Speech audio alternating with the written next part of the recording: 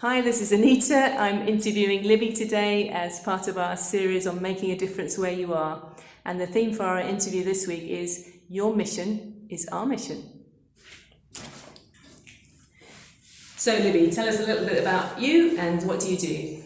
So I work in the NHS as a clinical psychologist. I'm part of a CAMS team in inner city Bristol, and we work there with children and adolescents who are really struggling emotionally, and offer both assessments and therapeutic support to them and their families. In addition to that sort of therapeutic work, I'm also got a leadership role in the team. So I'm the lead clinical psychologist across CAMS, so very much involved in trying to support psychology colleagues, both kind of emotionally and also helping them to offer the best service possible to the families we work with. And I'm assuming that you're not allowed to sort of share your faith directly at work. So how do you find ways to show God's love to your team and to your clients?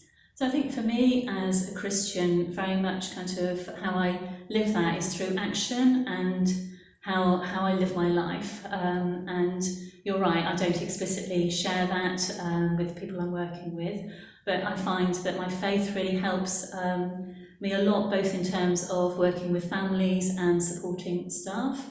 And when I was thinking about this question, I guess I kind of came up with kind of 4 areas where I think it's particularly pertinent and powerful for me in terms of feeling God's presence as I'm working. Firstly, I think it's something around my work where I need to truly listen and hear what people are saying. It's very easy when you've worked for a long time, as I have in the field, to make assumptions when people are talking to you about what they're communicating and what they're going to need. And so I feel that my faith really helps me to truly listen and be with people and kind of try and understand what is happening for them. And I guess leading on from that is compassion. So in terms of therapeutic training, kind of the capacity to be empathic is absolutely core.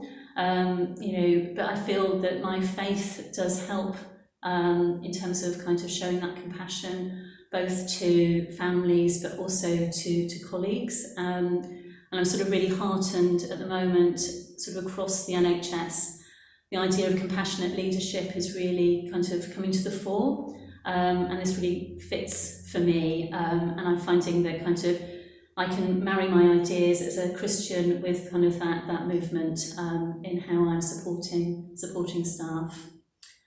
I think another area where I feel my faith really helps is in terms of being non-judgmental. So I work at times with families, kind of parents or young people who've done harm to others. And obviously that can be very difficult to hear and upsetting, but I want to try and always kind of remember the person in front of me and the story that they're coming with, the stresses and difficulties they've experienced themselves, and kind of not be quick to judge them as a person from the actions that they have shown. And I suppose lastly is hope really, and we see young people, families that have had horrendous things happen to them. We see young people who have been struggling with mental health for a long time. And we always try and kind of hold hope and know from experience that many people can recover and kind of get to a point where they're living their life as they want to. And I really feel my faith helps in terms of holding that hope for people. That's fantastic. I know we've been talking about the 6 M's at church, different ways of showing our love for others, showing God's love, and that really encapsulates all 6 of them. I think that's really fantastic. So what particular challenges are you all facing at the moment? Well, as you can imagine, I guess with COVID and just the level of stress that's kind of caused society as a whole, for some young people who were already struggling with their mental health, it's made things even more difficult for them. And we're dealing with young people who for the first time are struggling much more emotionally. And we must remember that actually we're all struggling emotionally in one way or another through this. And most of us and most young people are kind of resilient and kind of able to find a way through. I guess our concern is kind of for us to be able to recognise those young people who are really struggling and ensure that they get the right support. And in terms of, I think my colleagues and myself have really struggled with this shift to a different way of working. So we're very used to sitting with people, being with people in a therapeutic space. So to not have that and be trying to do things over phone and over video has been really tough, and people are very fatigued by that. And I think the kind of support, the type of work we do, it requires a lot of support from colleagues and lots of chance for interactions, and that's just been much more challenging, and people are feeling really isolated. So I think there's just so much uncertainty right now in terms of the autumn, in terms of COVID, but also for us, there's talk of kind of mental health surge and referrals for us, and we're already a really overstretched service with kind of inadequate staffing levels, so it's another layer of stress for us all.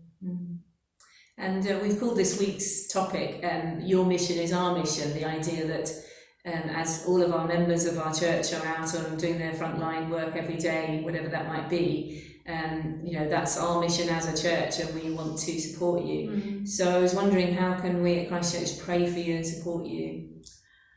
So I just think firstly, sort of a prayer out to all children and young people and families as they navigate this stage through the pandemic with the return to school, that they can find the resources emotionally to cope the best they can with that. And I suppose linking to what I was saying before, for people to firstly recognise when a young person or a child's really struggling and feel able to ask for help and support at that time. And just, I suppose, really to pray for my colleagues and just to kind of for people to dig deep and find ways to kind of continue and find ways to support each other in this unusual time. That's great. And what difference do you think it would make for you knowing that the church family are praying for you? I think there's just a real power, isn't there? I think I feel a real power just connecting to the church and being part of Christchurch. I suppose lots of people really don't know what I do, but sort of the knowing that the church family is thinking of kind of mental health at the moment in children and young people, and the service we're trying to offer mean a lot to me. Well, thank you so much, Libby, and we do pray for you in this incredibly important work, but at a very stressful time. Thanks so much for giving up your time for us. Thank you, Anita.